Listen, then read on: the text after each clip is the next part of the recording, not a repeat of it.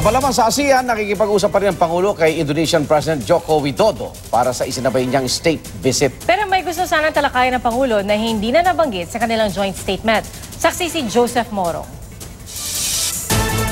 Matapos sa Sultan ng Brunei kagabi para naman kay Indonesian President Joko Widodo ang ikalawa sa magkasunod na state banquet ng Malacanang kanina. Huling aktibidad yan para sa state visit ni Widodo na mainit at tinanggap sa palasyo kanina bago ang bilateral meeting nila ni Pangulong Rodrigo Duterte. Nasa Pilipinas ngayon si Indonesian President Joko Widodo dahil inimbitahan siya ni Pangulong Duterte nung ang ating Pangulo naman yung nasa Indonesia noong isang taon. Marami sa napag-usapan ng dalawang leader noon tulad ng seguridad at drugs ang ipinagpatuloy ngayon.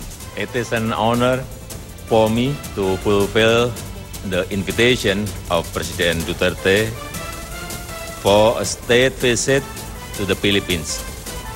Thank you for the hospitality of the people and the government. I am honored and privileged to host the leader of Indonesia, one of the Philippines' closest friends and allies. Bago nito, sinabi ng Pangulo sa isang ambush interview na isa sa mga gusto niyang pag-usapan nila ni Widodo ay ang kapalaran ng Pinay na si Mary Jane Veloso na nasa Indonesian death row.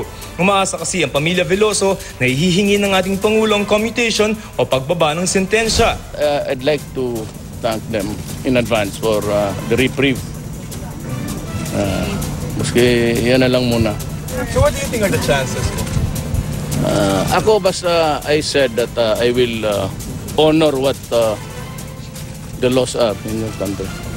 We will not impose. Pero walang nabanggit kaugnay niya sa joint statement ng dalawang leader. Ang nabanggit lamang pagtutulungan ng dalawang bansa ang seguridad sa rehiyon at agrikultura.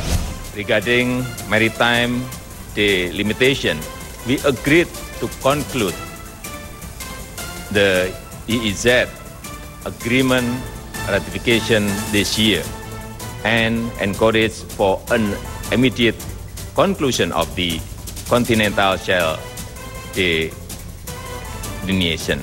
Sa linggo, pasisinayaan ni Widodo at Duterte ang biyahe ng Roro sa pagitan ng General Santos, Davao City at Bitong, Indonesia. Pero mga kalaka lamang daw at hindi pasahero ang isasakay rito. Pinag-aaralan na kung paano ito poprotektahan sa pag-atake ng mga pirata. Ako si Joseph Morong, ang inyong saksi.